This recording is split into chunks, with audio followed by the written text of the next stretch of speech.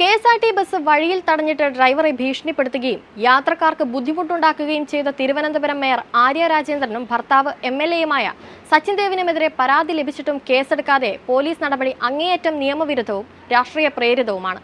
അതേസമയം മേയറുടെ പരാതിയിൽ ഡ്രൈവർക്കെതിരെ കേസെടുക്കുകയും താൽക്കാലിക ജീവനക്കാരനായ ആ യുവാവിനെ ജോലിയിൽ നിന്ന് നീക്കി നിർത്തുകയും ചെയ്തിരിക്കുന്നു.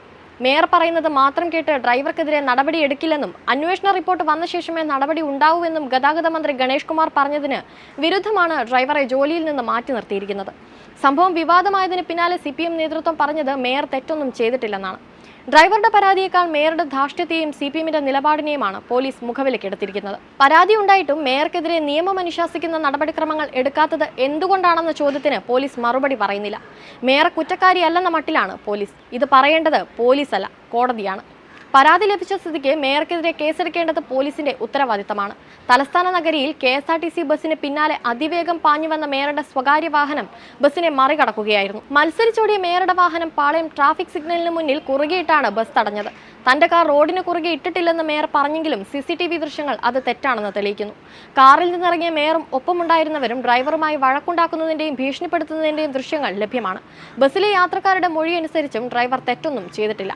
ഡ്രൈവർ ലഹരി വസ്തു ഉപയോഗിച്ചിരുന്നെന്നും അശ്ലീല ആംഗ്യം കാണിച്ചെന്നുമുള്ള ആരോപണങ്ങൾക്ക് അടിസ്ഥാനമില്ല. സംഭവത്തെ തുടർന്ന് ഡ്രൈവറെ പരിശോധിച്ച പോലീസ് അയാൾ ലഹരി വസ്തു ഉപയോഗിച്ചതായി പറയുന്നില്ല. അശ്ലീല ആംഗ്യം കാണിച്ചതായി CCTV ദൃശ്യങ്ങളിൽ തെളിയുന്നുമില്ല. തെറ്റ് തന്റെ ഭാഗത്താണെന്ന് അറിഞ്ഞുകൊണ്ട് തന്നെ ഡ്രൈവറെ കൊടുക്കാൻ മേയർ മനഃപൂർവ്വം ഒരു കള്ളക്കഥ മെനഞ്ഞതാണെന്ന് വേണം വിശ്വസിക്കാൻ. മേയറും ഭർത്താവും തങ്ങളുടെ അധികാരത്തിന്റെ ബലത്തിൽ നടുറോഡിൽ തനി ഗുണ്ടായിസം കാണിക്കുകയാണ് ചെയ്തത്.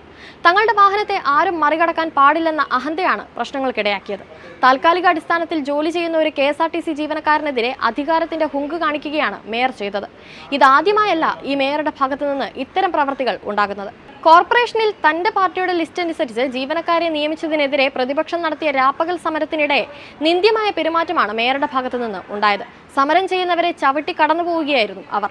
രാഷ്ട്രപതിയുടെ വാഹനവ്യൂഹത്തിലേക്ക് വാഹനം ഇടിച്ചു കയറ്റിയ സംഭവമുണ്ട്. ഇങ്ങനെയൊക്കെയുള്ള നിയമവിരുദ്ധവും ഏകാധിപത്യപരവുമായ ചെയ്തികളെ മേയറുടെ പാർട്ടി സമ്പൂർണ്ണമായി പിന്തുണയ്ക്കുകയാണ് ചെയ്തിട്ടുള്ളത്. ഇത് മേയറുടെ അഹങ്കാരം വർദ്ധിപ്പിക്കുകയായിരുന്നു.